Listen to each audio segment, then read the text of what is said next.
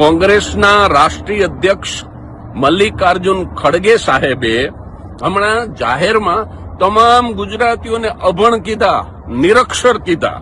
અને એટલે મારે વિનમ્રતાથી કહેવું છે કે ભારતના રાષ્ટ્રપિતા મહાત્મા ગાંધી ગુજરાતી છે અને એ પરદેશમાં જઈને બેરિસ્ટર થયેલા.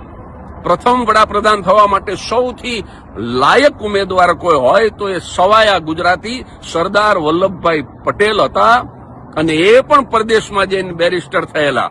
સરદાર વલ્લભભાઈ પટેલને પોતાના રજવાડાની સૌ પ્રથમ આહુતિ આપનાર ગોહિલવાડના કૃષ્ણકુમારસિંહજીથી માંડી અને ગુજરાતના તમામ રાજાઓ હાઈલી એજ્યુકેટેડ હતા, પરદેશમાં જઈને ભણેલા હતા.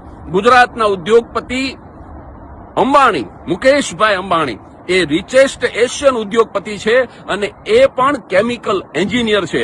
એટલું જ નહીં, આપણા સાયન્ટિસ્ટ ડોક્ટર વિક્રમ સારાભાઈ, ઈસરોના સ્થાપક, એ તો હાઈલી એજ્યુકેટેડ હોય જ.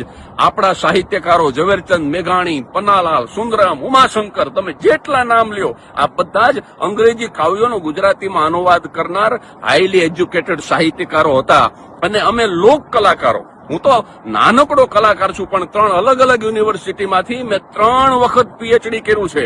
એટલે ખડગે સાહેબ ગુજરાતના લોક કલાકારો, સાહિત્યકારો, ગુજરાતના ઉદ્યોગપતિઓ, ગુજરાતના રાજવીઓ, તમામ ગુજરાતીઓ એજ્યુકેટેડ હતા, છે અને રહેશે.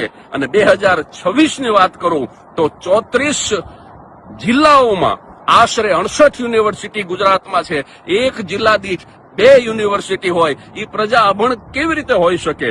અને તમે જયારે પ્રવચન કરતા હતા ત્યારે સિમ્પલ અંગ્રેજીમાં લખેલું, એમાં કોઈ આંકડાકીય માહિતી નહોતી, ખાલી મોદીની ટીકા જ કરવાની હતી. અને છતાંય તમે હાથમાં કાગળ રાખી અને એક એક લીટી તમે વાંચીને બોલતા હતા. અને મોદી સાહેબ પરદેશમાં જાય, વ્હાઇટ હાઉસની અંદર પ્રવચન કરતા હોય, અંગ્રેજીમાં બોલતા હોય તો પણ ક્યારેય હાથમાં કાગળ નથી રાખ્યો, ક્યારેય સ્લીપ ઓફ ટંગ નથી થઈ.